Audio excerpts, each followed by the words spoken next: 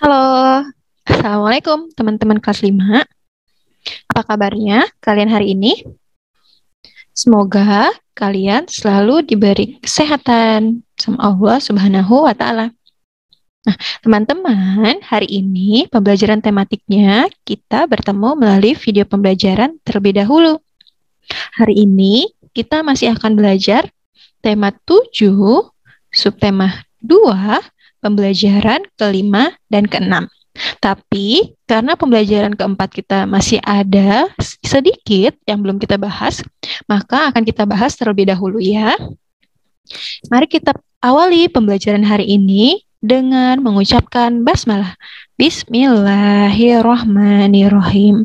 Sekarang teman-teman boleh membuka buku tematiknya terlebih dahulu. Bisa membuka buku tematiknya pada halaman 122. Pada halaman ini, teman-teman bisa melihat di sini ada berbagai macam tarian ya. Nah, seperti yang sudah teman-teman ketahui, salah satu unsur budaya adalah kesenian. Nah, tari ini merupakan salah satu dari berbagai bentuk kesenian. Tari merupakan karya seni dengan gerak tubuh sebagai media utamanya. Nah, di sini teman-teman bisa lihat berbagai tarian yang ada dari berbagai daerah. Teman-teman tahu tidak, tarian yang ada pada gambar ini berasal dari daerah mana saja? Boleh teman-teman coba cari tahu ya. Nah, untuk bagian yang Miss beri tanda kuning atau Miss warnai kuning, boleh teman-teman garis bawahi juga ya, karena bagian ini merupakan bagian-bagian penting.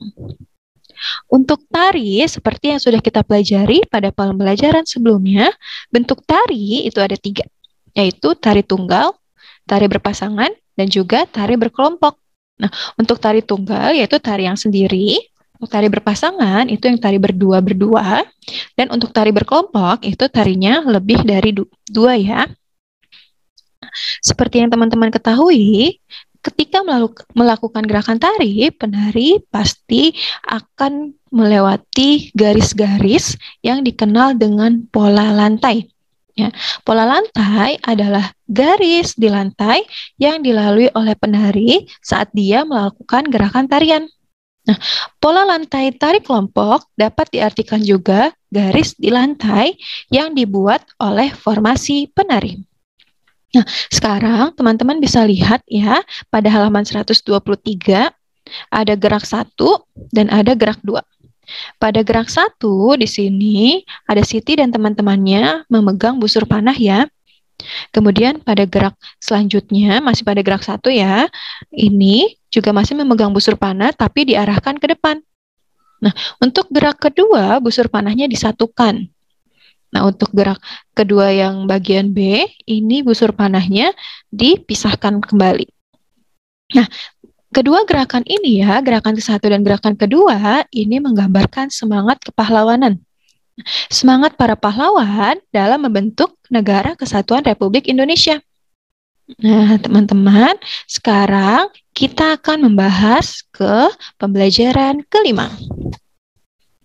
Pada pembelajaran kelima, itu seperti yang teman-teman ketahui, di pembelajaran sebelumnya kita sudah mempelajari tentang peristiwa-peristiwa heroik yang terjadi di daerah-daerah setelah kemerdekaan Indonesia.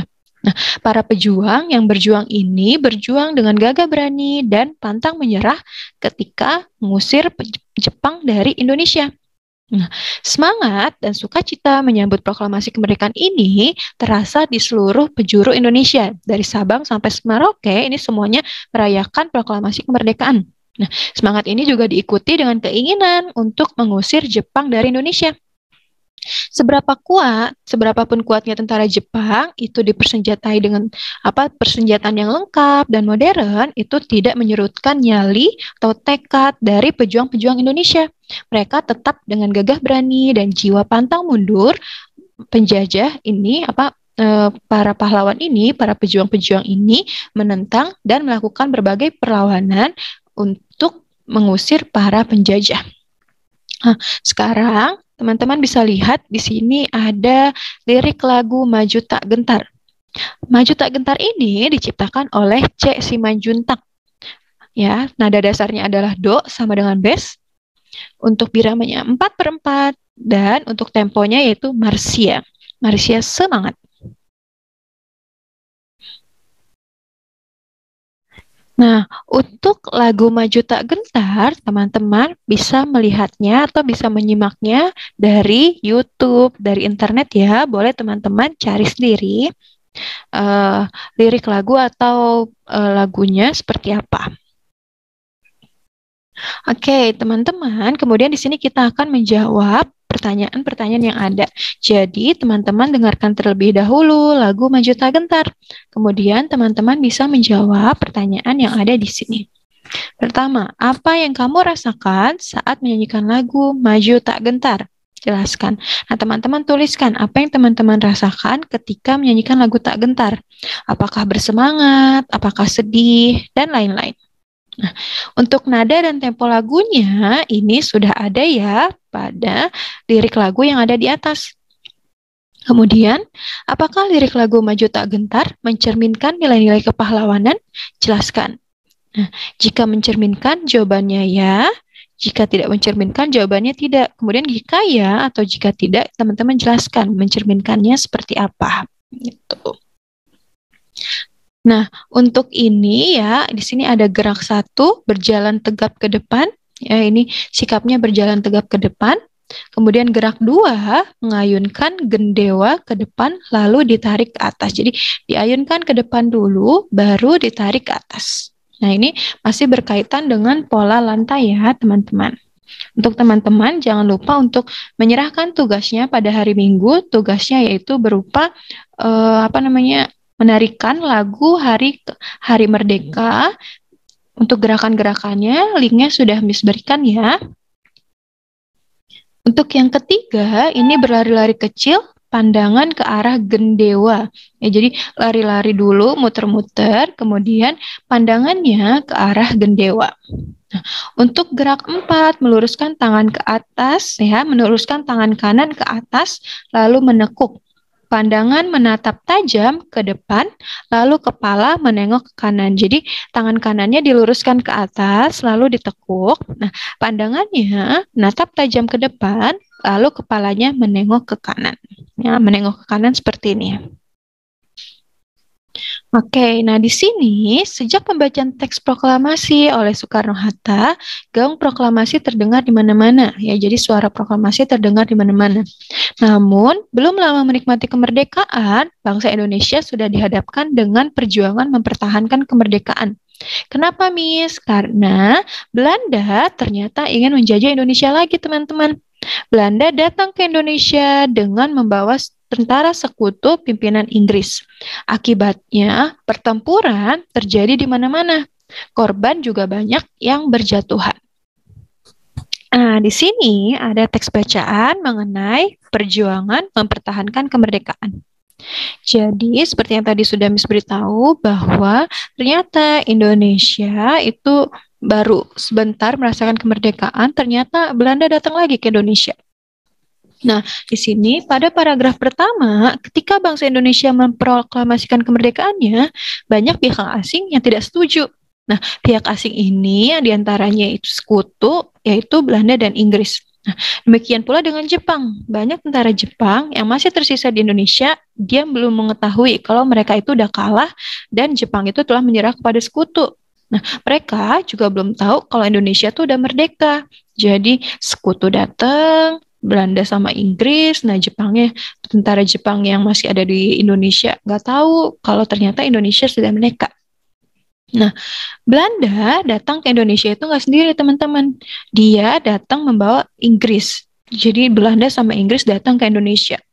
Inggris merupakan perwakilan sekutu di Asia Tenggara. Nah, tentara Inggris ini diberi nama AFNI, di bawah pimpinan Jenderal Sir Philip Christison. Inggris ini tugasnya melucuti senjata tentara Jepang yang masih ada di Indonesia serta membebaskan tawanan perang sekutu. Jadi negara Inggris ini bertugas untuk mengambil senjata-senjata dari tentara Jepang dan mereka membebaskan tawanan perang dari Jepang ya, tawanan perang sekutu yang dipenjara sama Jepang. Nah, kedatangan Inggris ini yang juga bareng sama Belanda atau disebut dengan Nica, ini ditentang dengan rakyat dan pemerintahan Indonesia. Ya iyalah, mereka udah merdeka, udah tenang, ternyata penjajahnya masih ada, datang lagi gitu. Siapa yang nggak sebel kan? Terus mereka tidak menghormati kedaulatan bangsa Indonesia. Ya jadinya rakyat melawan di berbagai daerah. Nah, perjuangan rakyat Indonesia itu pakai dua cara. Yang pertama dengan cara perlawanan fisik, ya, dan yang kedua dengan cara diplomasi.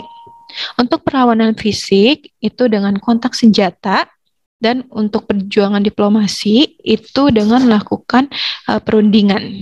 Nah, di sini ada perlawanan fisik pertama di Surabaya, terus ada di Ambarawa, ada di Bandung Lautan Api, ada di Medan Area, dan ada serangan umum 1 Maret di Jogja. Untuk jelasnya, teman-teman boleh membaca ya di halaman 130 sampai halaman 131.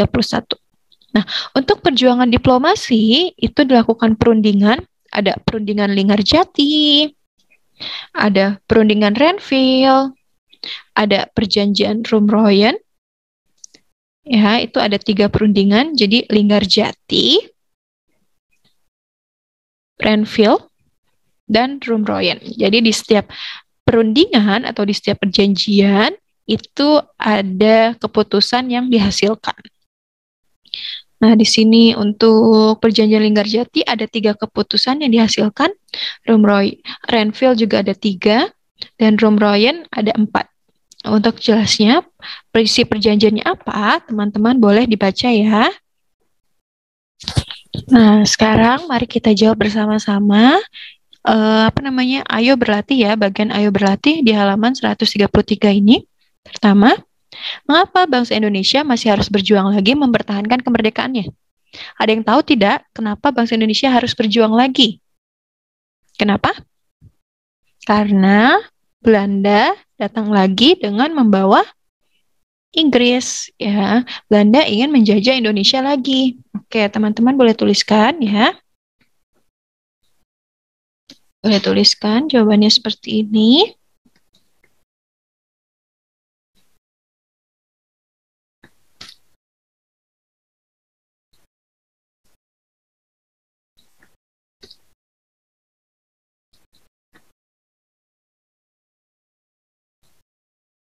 Oke, seperti ini ya.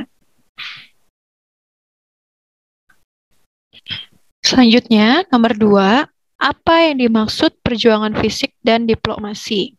Nah, untuk perjuangan fisik, seperti yang tadi teman-teman tahu, perjuangan fisik itu dilakukan dengan kontak senjata, dan untuk diplomasi, ini perjuangannya dilakukan melalui meja-meja perundingan. Boleh teman-teman tuliskan ya. Oke, next kita ke nomor 3. Apa yang melatar belakangi peristiwa pertempuran 10 November di Surabaya?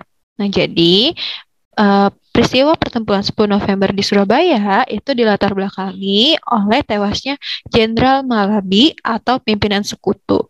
Nah, karena tewasnya ini membuat para tentara sekutu itu marah, dan akhirnya terjadi pertempuran di Surabaya, yaitu tanggal 10 November, atau yang sekarang kita kenal pada tanggal itu sebagai Hari Pahlawan. Nah, nomor 4, apa isi perjanjian Rumroyen? Nah, isi perjanjiannya bisa teman-teman lihat pada teks bacaan yang tadi sudah Miss beritahu. Nah, untuk di sini yaitu isi perjanjiannya yang pertama, pemerintah Indonesia dikembalikan ke Yogyakarta. Kedua, menghentikan gerakan militer dan mengembalikan tawanan. Yang ketiga, Republik Indonesia sebagai bagian dari negara Indonesia Serikat. Dan keempat, akan segera dilaksanakan konferensi meja bundar. Nah, ini isi perjanjian Rumroyen. Nah, kemudian nomor terakhir, apa yang dimaksud agresi militer Belanda? Kapan terjadinya? Nah, agresi militer Belanda itu adalah operasi militer yang dilancarkan Belanda di Indonesia. Nah, operasi ini terjadi pada tanggal 2 Juli 1947. Nah, untuk ini agresi militer Belanda 1. Nah, untuk agresi militer Belanda 2 itu pada tanggal 19 Desember 1949. Jadi, Belanda melakukan agresi militer 2 kali. Di sini ada perjuangan mempertahankan kemerdekaan. Yaitu bentuknya ada bentuk perjuangan fisik dan juga ada bentuk perjuangan diplomasi. Untuk perjuangan fisik, bisa teman-teman isi perjuangan-perjuangan yang menggunakan kontak fisik, seperti pertempuran di Surabaya, ya, peristiwa Bandung Lautan Api, seperti yang tadi ada di teks bacaan. Nah, kalau di sini coba copy terlebih dahulu. Ya, di sini ada peristiwa pertempuran di Surabaya, yaitu 10 November 1945, peristiwa Ambarawa, terus peristiwa Bandung Lautan Api, peristiwa Medan Area, dan serangan umum 1 Maret 1949 di Yogyakarta. Jadi ini berbagai bentuk perjuangan fisik yang dilakukan rakyat Indonesia. Nah, untuk bentuk perjuangan diplomasi itu ada perjanjian Brun-Royan, perjanjian Reville, perundingan Linggarjati. Teman-teman bisa tuliskan ya. Nah, ini perjanjian Linggarjati pada tanggal 10 November, perjanjian Renville, perjanjian Rum-Royan, gitu.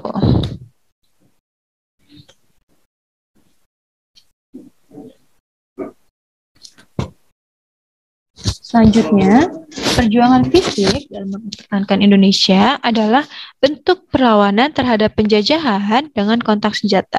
Nah, pada waktu itu, senjata yang digunakan oleh pejuang-pejuang Indonesia masih tradisional, seperti bambu runcing, keris, dan juga tombak.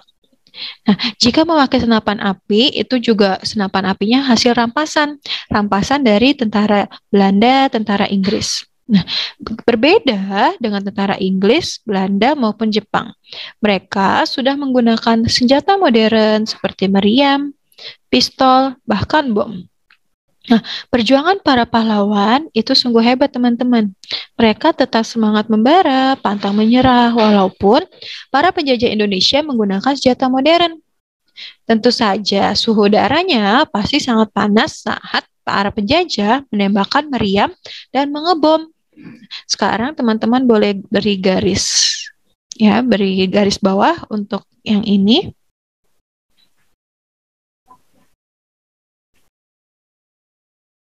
Nah, ini boleh digaris bawahi. Sekarang kita akan berbicara tentang kalor kembali ya. Berbicara tentang panas, tentu teman-teman masih ingat tentang kalor ya. Termasuk perbedaan kalor dan juga kemampuan kalor dalam mengubah suhu dan mengubah wujud benda. Nah, pada pembelajaran yang lalu, kita sudah mempelajari atau kita sudah membuktikan bahwa kalor dapat mengubah wujud benda melalui peristiwa mencair. Nah, sekarang yang akan dibuktikan adalah peristiwa penguapan. Nah, penguapan adalah peristiwa perubahan wujud dari cair menjadi gas melalui penyerapan kalor. Teman-teman pasti sering melihat ketika teman-teman sering merebus air sampai mendidih, apakah yang keluar dari cerek? Nah, yang keluar dari cerek itu adalah asap putih. Asap putih tersebut adalah air yang terkena panas berubah menjadi uap air. Jadi air yang ada di dalam panci kan mendidih. Terus setelah mendidih, dia terkena panas dan berubah menjadi uap air. Nah, contoh perubahan wujud benda karena penguapan di sini ada seperti bensin. Bensin yang dibiarkan di tempat terbuka lama-lama akan habis. Makanya ketika ada penjual bensin eceran, itu mereka wadahnya tertutup. Nah, minyak kayu putih dibiarkan di dalam botol terbuka dalam waktu lama, isinya juga akan berkurang. Nah, ada juga baju basah yang kering ketika dijemur di bawah panas matahari. Jadi, baju yang tadinya basah menjadi kering karena uap airnya itu pada menguap. Gitu. Pada pembelajaran 6 di sini, setelah melalui berbagai peristiwa perlawanan, baik fisik maupun diplomasi, tibalah waktunya pengakuan kedaulatan Indonesia. Apa saja peristiwa yang mengiringinya? Mari kita mencari tahu. Nah, di sini peristiwa pengakuan kedaulatan Indonesia oleh Belanda. Tindak lanjut Perjanjian Rum Royal adalah diselenggarakannya Konferensi Meja Bundar atau disingkat dengan KMB. Jadi setelah Perjanjian Rum Royal itu diadakan KMB, Konferensi Meja Bulat. Nah, KMB ini dilaksanakan di Den Haag, Belanda pada tanggal 23 Agustus sampai 2 November 1949. Delegasi Belanda ini dipimpin oleh Van Maarschaveen Delegasi BFO atau Badan Musyawarah Negara-Negara Federal dipimpin oleh Sultan Hamid. Dan adapun hasil KMB-nya yaitu Belanda akan menyerahkan sepenuhnya kedaulatan negara kedaulatan kepada Republik Indonesia Serikat pada akhir bulan Desember itu tahun 1949. Nah, penyelesaian masalah Irian Barat ditunda setahun kemudian setelah penyerahan kedaulatan pada Republik Indonesia Serikat atau kalau disingkat RIS. RIS dan Belanda membentuk uni yang dipimpin oleh Ratu Belanda berdasarkan kerjasama sukarela dan sederajat. Republik Indonesia Serikat harus membayar utang kepada Belanda sejak tahun 1942. Pembubaran KNIL dan memasukkan anggota KNIL ke APRIS. Kapal-kapal perang Belanda ditarik kembali dari Indonesia. Konstitusi Republik Indonesia Serikat dipermaklumkan kepada Kerajaan Belanda. Nah, ini hasil-hasil dari KMB yang tadi sudah dipertemukan ya. Nah, selain itu, hasil KMB juga mengembalikan wilayah-wilayah Indonesia menjadi satu kesatuan. Nah, ini boleh digarisbawahi, kecuali Irian Barat ya. Jadi, Irian Barat belum menjadi wilayah Indonesia. Sesuai hasil kesepakatan dalam KMB, pada tanggal 27 Desember 1945, diadakan upacara pengakuan kedaulatan dari pemerintah Belanda kepada RIS. Ya.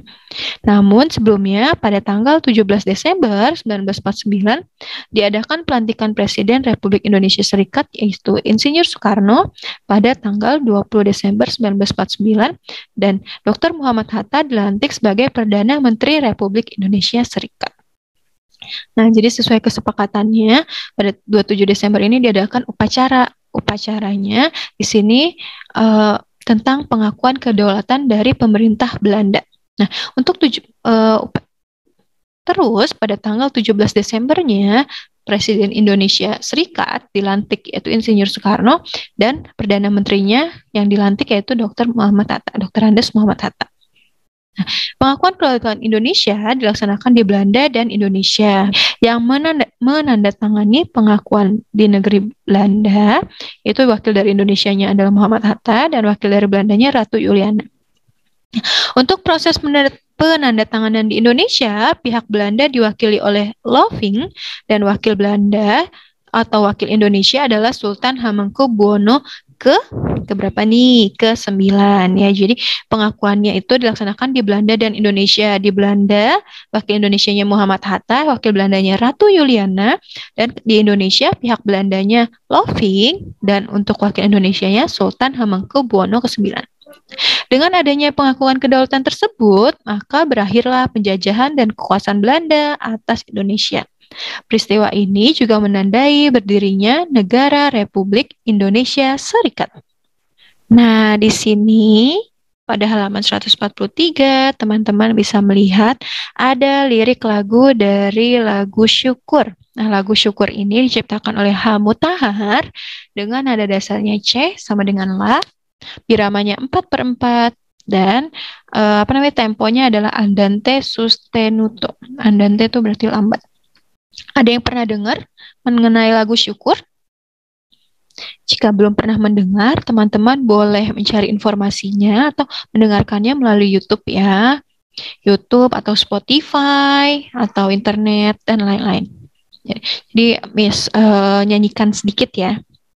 Dari yakinku teguh, hati ikhlasku penuh.